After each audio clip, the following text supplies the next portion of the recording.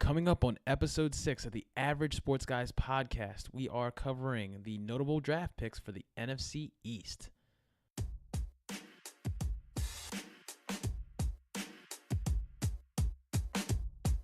You're listening to the Average Sports Guys podcast with Eddie and Marcus.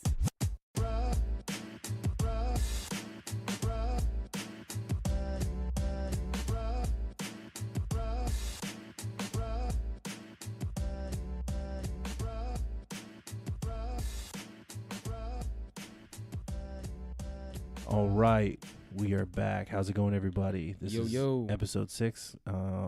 Sace. Yeah. So we are gonna break down, or I shouldn't say break down. We're gonna go ahead and talk about notable draft picks for the NFC East. Yes, sir. So it's the Eagles, the Redskins, Cowboys, and the Giants. We'll go ahead and let Marcus, my lovely co-host, go ahead and talk about his Eagles first. Right on. Yeah, so these Eagles, man, I think we've managed to reload at every position of need for the most part. Our Eagles are looking very, very, very, very good. In my opinion, we're definitely going to make noise in next year's, regular season.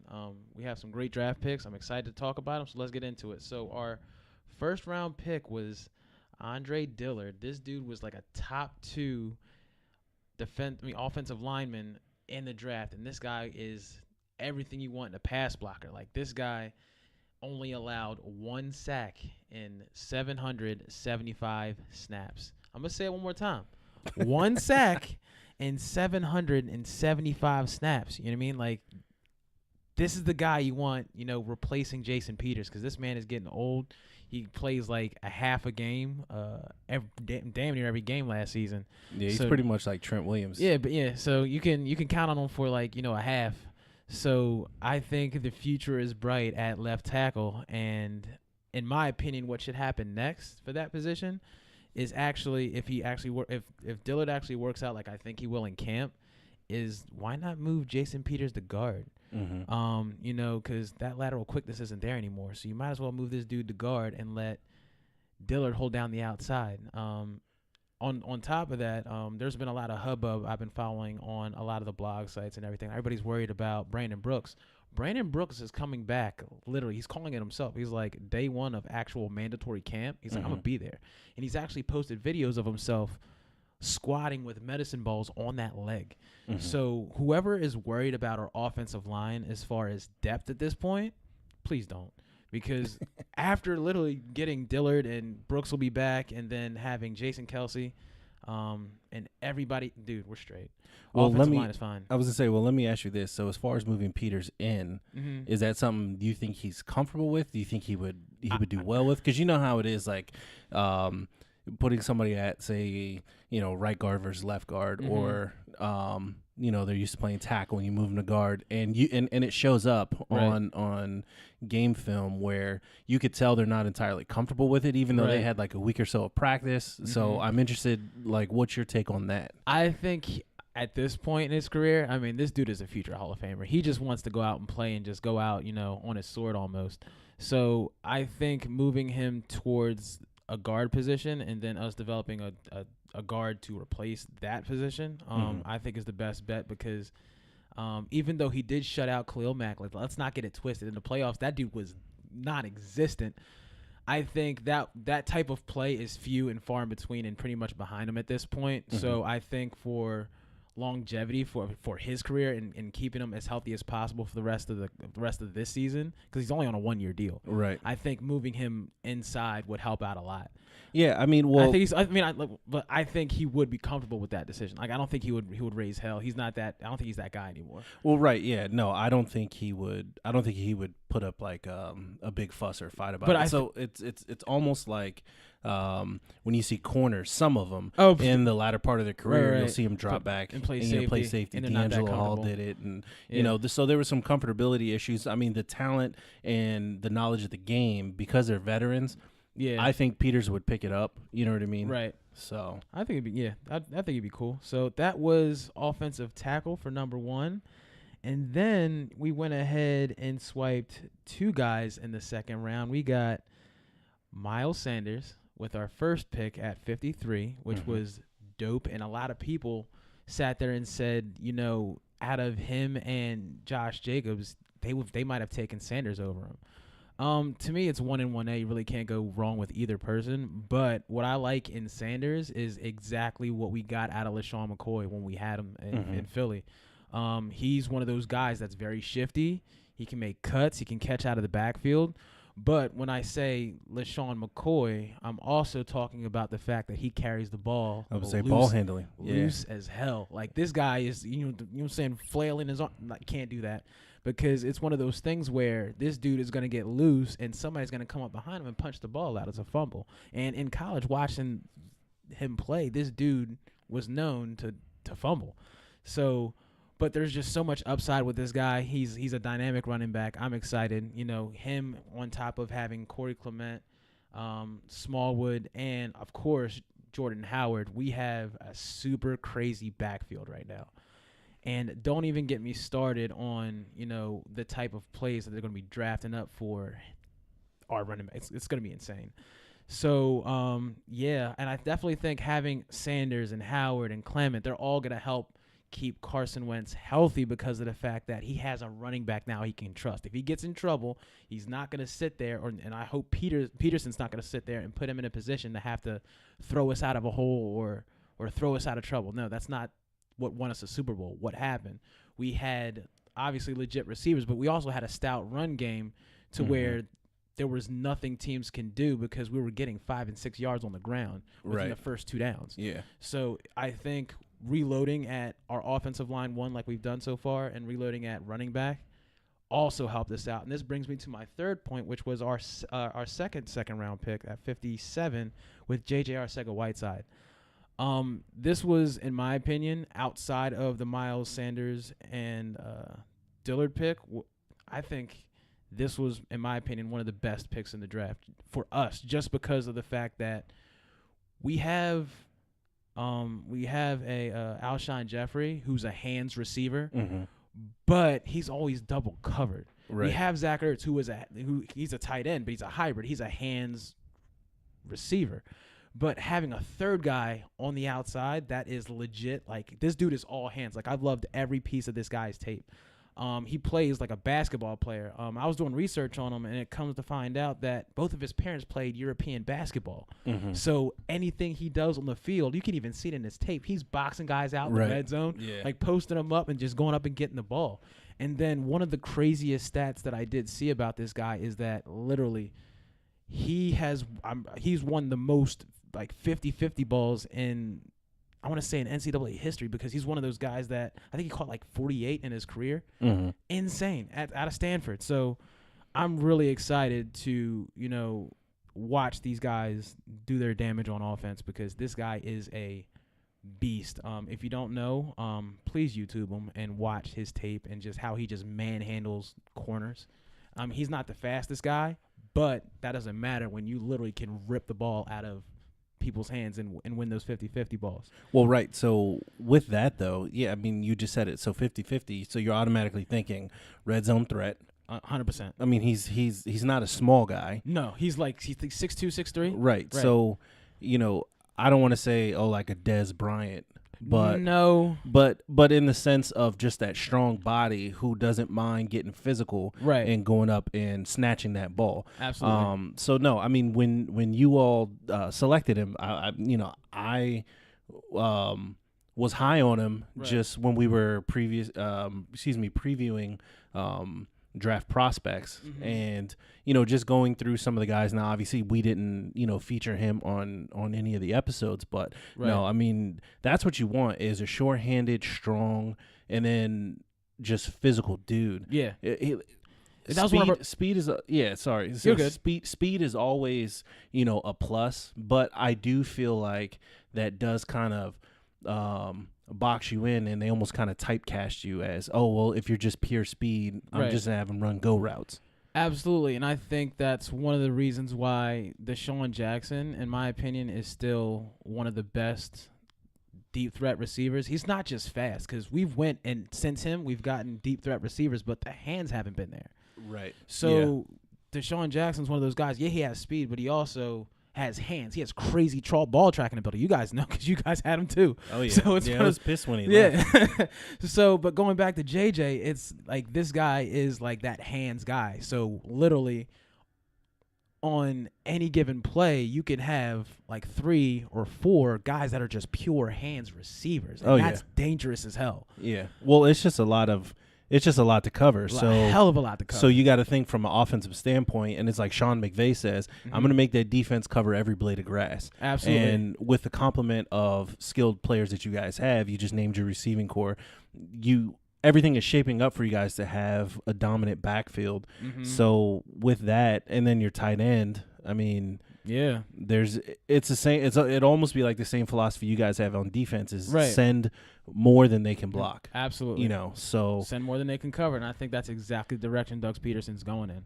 And then and this brings me to my next point. Moving on, you just brought up defense. We actually brought in another Penn State guy. We brought in Sharif Miller. You like that segue, didn't you? Yeah, absolutely. So this guy, he's a great edge rusher. He definitely has to work on technique. He's a developmental guy. Let's say he's no Montez Sweat. He's no Montez Sweat, and we're gonna get to him later.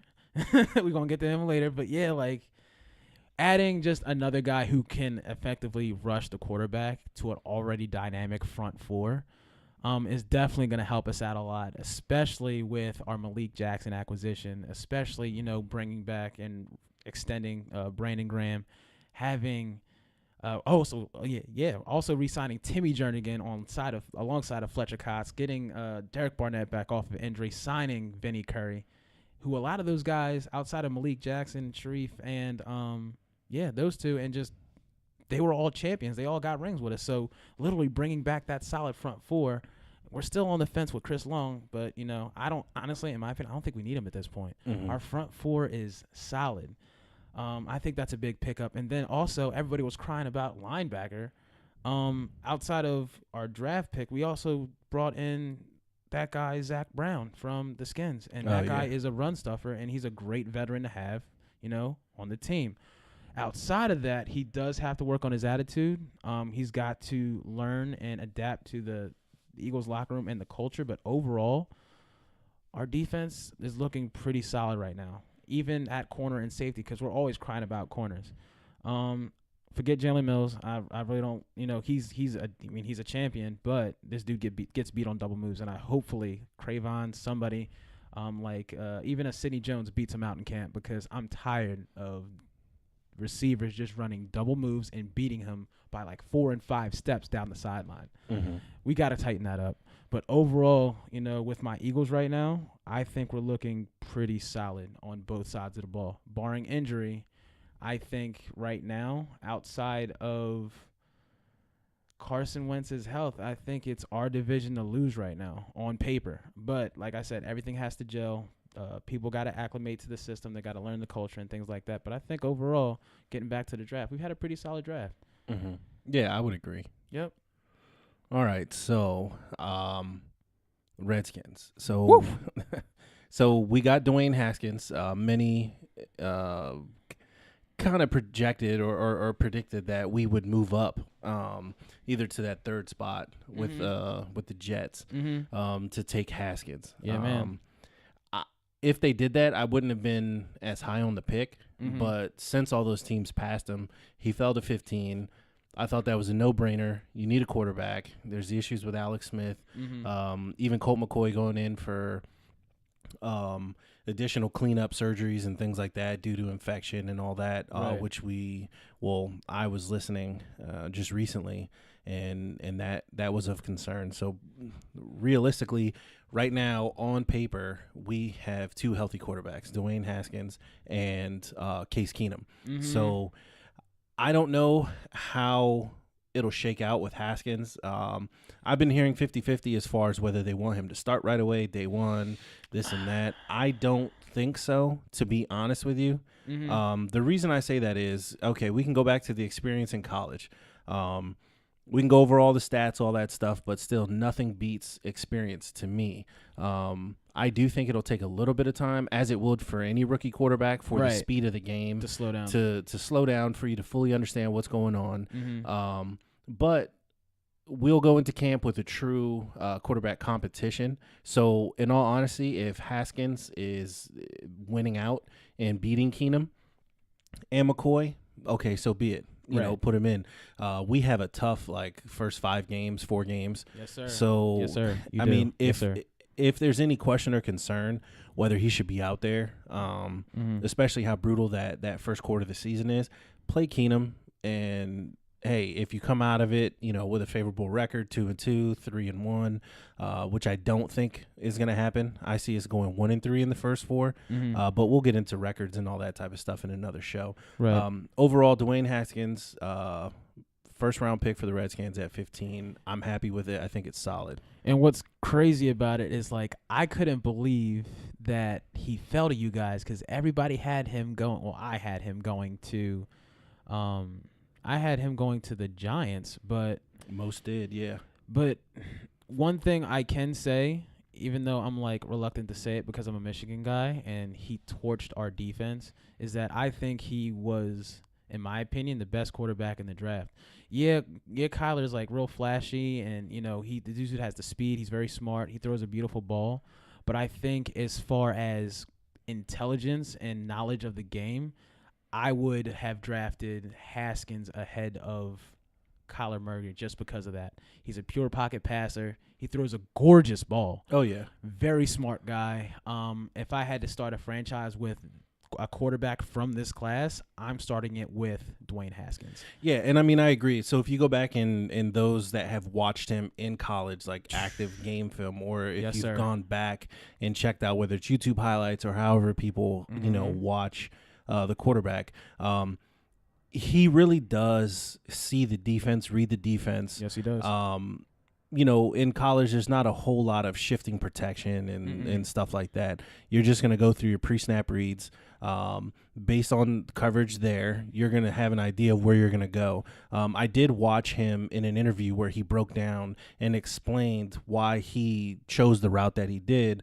And the way that he broke it down tells you he understands what he's doing. Right. Which gives me that warm, fuzzy feeling. Now, we all know, I mean, it's a crapshoot. These guys come out of college. There's all the analytics and all that stuff, which I'm not downing because, I mean. Some of it's valid. Well, yeah, for sure.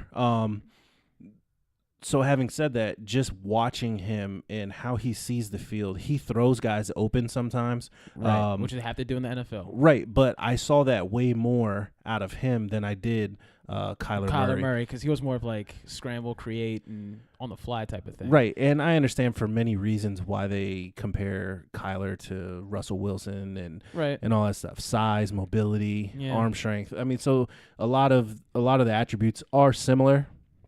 But no, I mean, you're absolutely right. Now, people did say, oh, well, there's mobility issues with Haskins, the whole 9. You go back and you watch him, he shifts and slides in the pocket well. Absolutely. So I'm not as concerned with that. And then if you have the offensive line to help him, I'm confident that our run game will still be good this year. We still have Adrian Peterson, Darius Geis coming back off injury, so we'll see how well he's progressed as far as that's concerned. That was going to be my next point, too, because I'm you guys have 2 running backs to, God forbid, this kid gets in trouble. Hand that shit off. 100%. Right. He's good. Which segues into one of my other picks. And, yeah, we'll get to Montez Sweat because that goes without being said. Right. But for us to pick up Bryce Love, who's coming off of the ACL, so and that's why he slid and fell. A lot of draft analysts or NFL analysts and experts and all these people. He was a former Heisman candidate. Right. And so people are considering him, if he pans out and his health is fine, the steal of the draft. Yeah. So we have options there. We still have CT, Chris Thompson. So we have options there. I really do like the Bryce Love pick because it doesn't really hurt you. It's way late in the draft. Right. So there's that. So let's get into Montez Sweat. So everybody knows it was put out there as far as the heart condition. He had a slightly enlarged heart, the whole 9. So he slid down people's draft boards. I mean, this kid is strong. He's fast. He's lean. He can get around that corner. That's going to help. Yeah, that's going to help Ryan Kerrigan, who is more of your just bull rusher. I mean, he's got moves, so I don't. It's saying somebody's a box safety. Right. I don't think that's really fair. No. But it is two different playing styles. Mm-hmm. So whereas he was drawing so many, or he as in Ryan Kerrigan was drawing so many double teams because Preston Smith over the last couple years really wasn't what he was projected to be. Right. So people knew, okay, I don't really have to worry about Preston Smith. So they were just getting him on single coverage. So with Kerrigan drawing the double team, that I think is going to change now. Yeah. Your front four is literally going to be more of a problem because it's just one more guy you have to account for. Oh, yeah. A, because of speed, and B, because this dude lights up quarterbacks. Right. So I mean, I'm an Eagles fan, but I can't knock the pick because this dude fell so far. And who else are you gonna pick? Right. That's Montez Sweat. Right. Now, granted, we did trade back into the first round Right. for the 26th pick. Exactly. But so what? But that's what I'm saying. Right. He was right there, and I'm just like, what? Right. I didn't expect him to fall that far at all. Yeah, and I mean, I can understand teams' caution with the heart condition. That's serious. Right. But I mean, somebody's gonna take him. I mean, obviously, those who had got the more premier.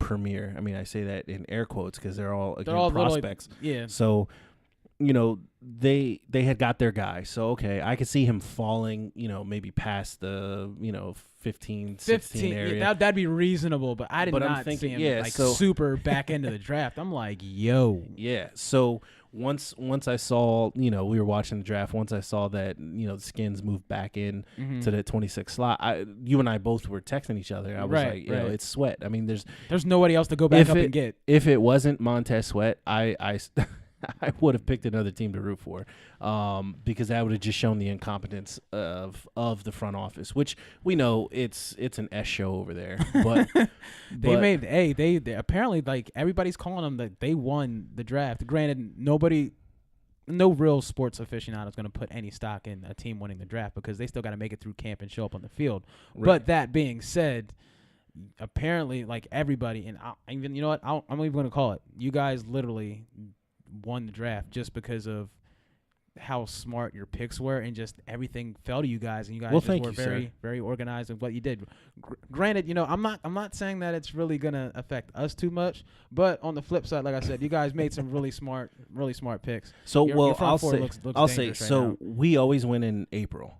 But when September and October and the season is in full swing, we usually are on the wrong side of W. So I'm not too high on it. Again, for what it is, it's an event. It had to happen. I think we did well. You guys did great. Yeah. So obviously everything still remains to be seen.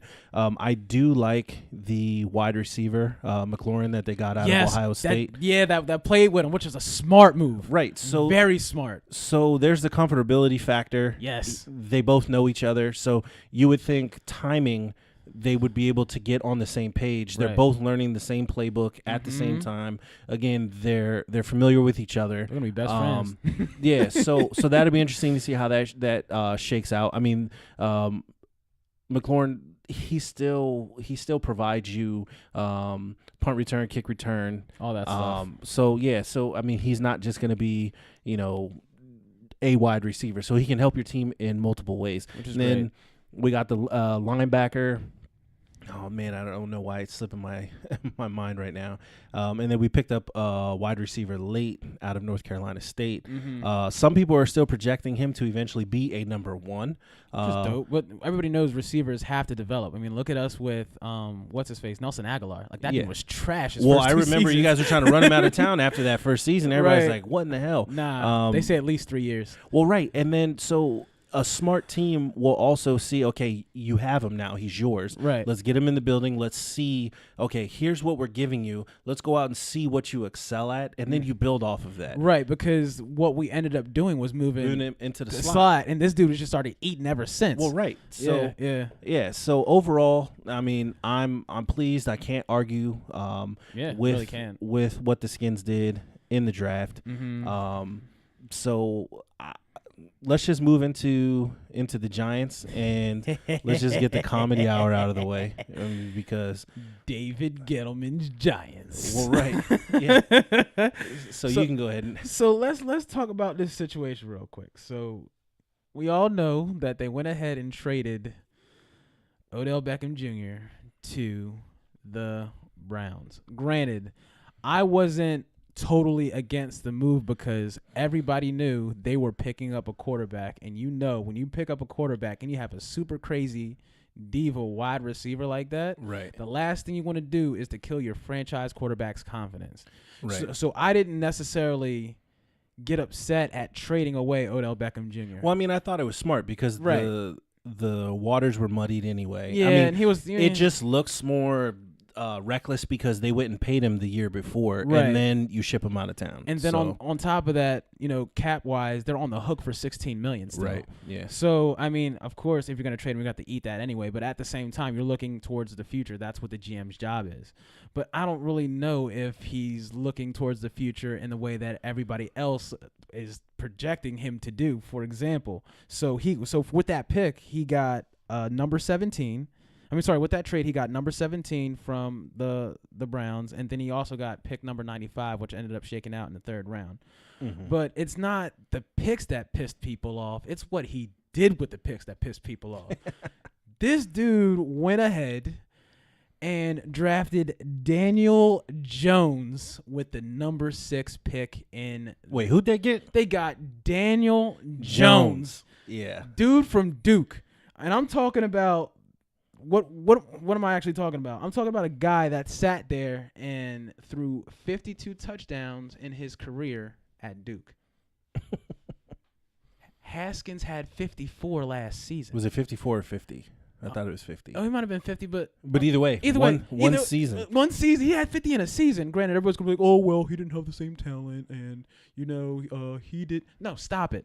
This dude threw 52 touchdowns in his career at Duke. That's like one passing touchdown a game for his career, dude. Like that's not the greatest quarterback to pull from. Greatest pool of that's not a number 6 pick quarterback at all. No, and on top of that, this dude, yes, he can, go through progressions and make reads, but this dude is like a turnover machine. What's he almost at a 1-to-1 ratio? Basically, like this dude is a turnover machine, and when he throws balls, they literally get batted down at the line of scrimmage. Mm-hmm. So, from what we're hearing from a lot of the blogs and a lot of the beat writers and everything, the reason they picked this guy up is because he came up in the Manning camp, the Manning quarterback camp. Are you kidding me? There's so many people that have gone to that camp, but you're picking this guy over a Dwayne Haskins because of his relationship with the Mannings. Well, the Mannings are on their way out. Like, the Mannings are about to be in the booth with everybody else. I mean, Peyton's already there. Right. Eli's about to join him. Yeah. So you're literally hitching your future right now on a guy who throws picks and who wasn't the best quarterback at that point in the draft at all. Right. Well, so I'll say this. Dude. The Giants will be picking a quarterback in the 2020 draft.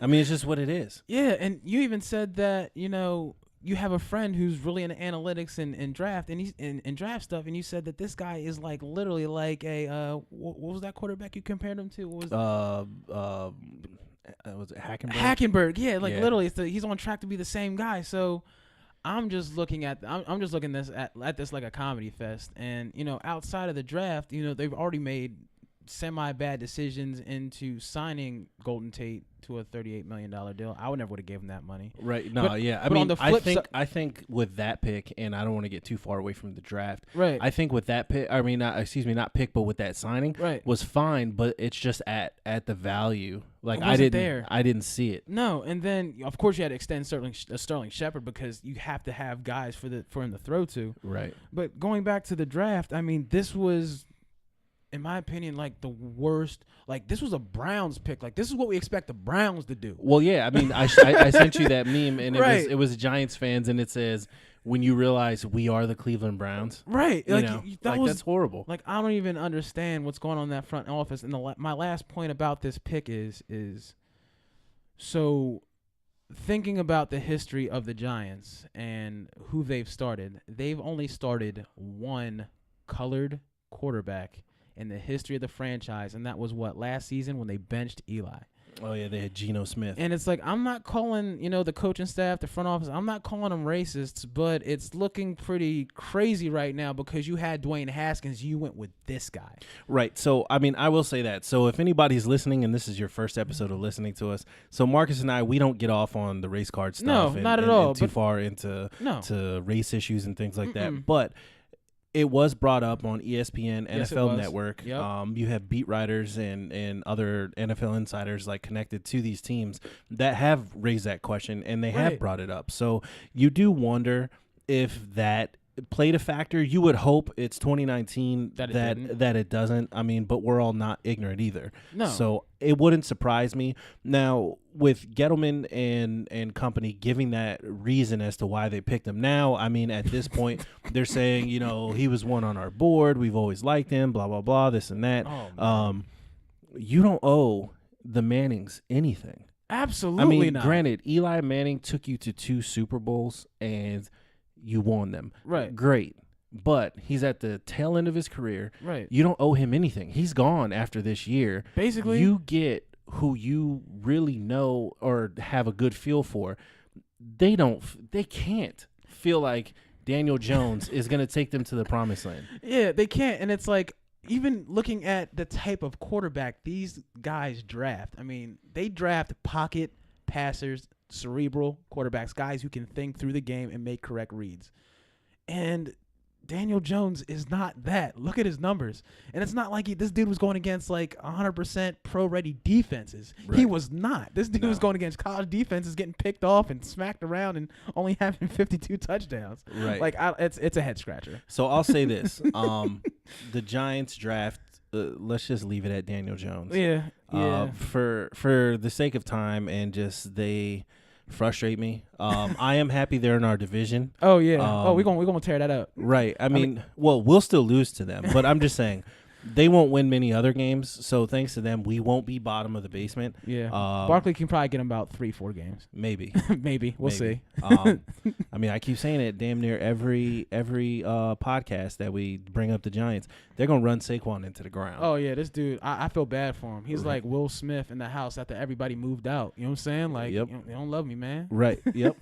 So let's just where everybody go. so let's head on down to D-Town, talk about the Dallas Cowboys. Yeah, I mean, the Cowboys. So again, if this is your first show, no, we do not like the Cowboys. We definitely don't. There's a sign behind me, and it says, I don't often hate, but when I do, I prefer to hate the Dallas Cowboys. That's just what it is. It's what it is. They think they're, hot stuff. They do have talent, but they have terrible coaches, and they're always going to screw up eventually. Yeah. But, going back to their picks, they didn't have a first rounder, and you listen to any Cowboys fan, they're going to be like, Amari Cooper was our first round. Our first pick was Amari Cooper. All right, cool. But you still didn't have a first pick. Actually, you didn't pick until 58, which was after 2 picks that we had before you in the same round. So with their second round pick, they went and picked up a guy in Tristan Hill. Defensive tackle. He's a good defensive tackle. Like I can't really knock him. Other than the fact that he did have some off the field issues. Is he the guy that they made sign the? Right. I don't know. What is it? It was the I'll put out all my effort. It was the effort / production contract. Right. Yeah. Like I said, he's a good defensive tackle, when he's focused. He made some bad he likes to argue with coaches. He's made some bad off the field decisions, and this dude is on an effort contract. So, I mean, as far as that pick, and if all that is true, I will say Dallas is probably the wrong place for him to go.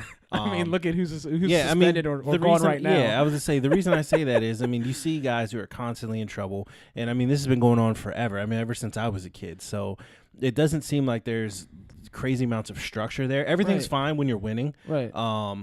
But it's when you start losing, and this year, because they did well last year. I mean, I'll give them props; they did well, got into the playoffs.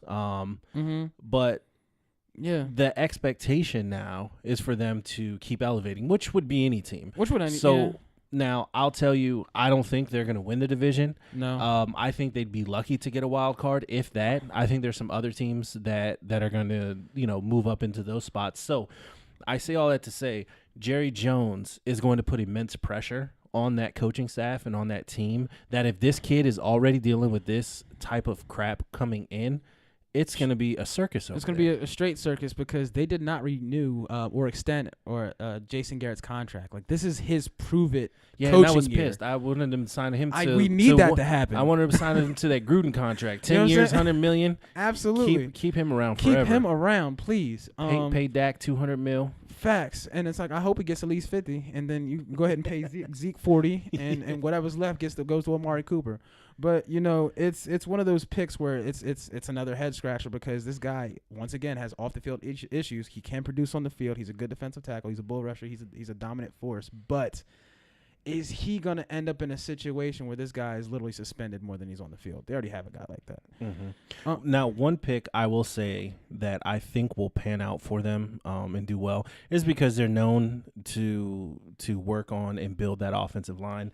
They got that guard out of Penn State. Yeah, man. So I think he's going to be a fine draft pick. Oh, yeah. I mean, some of these other guys, the corners and some of the edge rushers, the running backs, I think will wash out. Tony Pollard, he's a kick returner. Yeah. Well, right. So that's what I was gonna say. So your hope with those is that they can contribute on special teams. Right.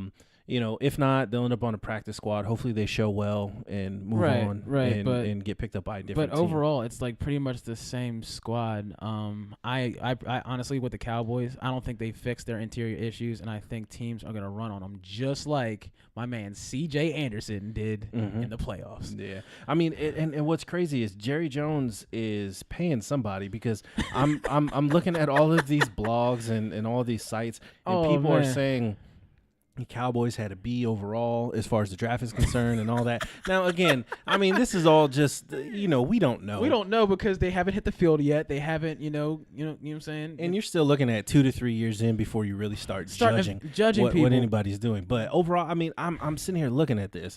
Tristan Hill, Connor McGovern, Tony Pollard, Michael Jackson, hey. Joe Jackson, right? Donovan Wilson, right? Mike Weber, and Jalen Jelks. Yeah. Okay. I mean, any notables that really like pop out to you? Not really. I No. mean, but like you said, we'll see when they develop and whatnot. But I mean, the way that I look at it, there were 2 teams that like significantly got better on paper because of the draft, and that's the Redskins and the Eagles. And I'm not saying that because we're fans of the teams. It's the truth. Well, right. And so, again, I'll say this again. If this is the first show you're listening to, go back and listen to episode 1 through 5. Like, I have no problem saying that my team is trash. I mean, for whatever reason, whether it's just, years and years of injuries or, front office making poor choices, whether it's, coaching issues, things like that. So, yeah, I mean, I'm not just completely biased against, the Skins, and I'm not, because Marcus is sitting right next to me, just high on the Eagles. No, I've said it before, and this is even before we started the podcast. Like, the Eagles, until proven otherwise, are the class of the division, and it's just what it is. Right. And then even the Cowboys, like, don't get me wrong. Like, I tell all of my friends that are Cowboys fans, like, you guys have some dope talent. Like, don't get it twisted. Your their defense, but even their defense was great last year. Their defense was great last year. Second half of the season, I mean, they came alive. They were shutting everybody down. Right, and then you have Amari Cooper, and, I mean, what else is there to say about Zeke freaking Elliott? This dude is a workhorse, and he trucks people. For sure. So, I mean, it's not like we're saying that they're a bad team. We just know that somehow, some way, they're going to find a way to screw up. Somebody's going to get suspended. Right. Jason Garrett's going to clap one too many times, make the wrong call, and then they're out of the playoffs. That dude is so first team all front clap. No matter what you're doing, he's on the sidelines. Hey, it's all right. No, but and then honestly too, a lot of it, as far as me poo-pooing on the Cowboys, it's just all in good fun. All good and fun. And then wait till the season starts, people. When Doug Peterson makes a bad call, when we're 3rd and 2, and this dude decides to have Carson Wentz drop back and throw a pass with the backfield that we have, I'm going to be ripping him a brand new one. Well, yeah, you and everybody else. 100%. Well, I mean, because we see it on the blogs and Right. and the Facebook Right. Facebook groups and all that stuff. Yeah, I mean, but that's just what it is. That's I mean, what it is. fan stands for fanatic. I mean, that's our job. That's our Is job. to get extremely high, extremely low. Right. I mean, unless you're the Patriots, you know what I mean. Right. And that spoiled ass fan base. Mm-hmm. I mean, you have reason to worry. I mean, especially in the NFC East, because how many times was every team trading places? You guys were in the bottom of the basement. We're in the bottom of the basement. Now it's the Giants' turn. Yep. Dallas has always seemed to manage that 8-8, 9-7, Right. 7-9 type of thing, and they've always been middle of the pack. Right. So they'll have a year like they did. Was it Zeke's rookie year? Yep. Would they go 13-3? 13-3. Yep. Yeah. So, and then they'll drop back down and then they'll play well. So it's just yo-yo and all that stuff. Now, That's how the division goes. right. And none of that is good for my blood pressure. but we're still here. We're still here. So, all right, Ben. So, hey, everybody, we got to get out of here. Yeah. Don't forget to check us out at theaveragesportsguys.com. You can find us on YouTube, same way, Average Sports Guys. Instagram, Twitter. Which there's links to all of that on our website. So, Yeah. again, we thank you guys for listening. Thank you. Episode 7 will be coming up shortly. Woo! And, yeah, man, we're just out here trying to do it. Absolutely. All right, Marcus. All right, Eddie. All right. Bye. We're the Average Sports Guys. See you later. You.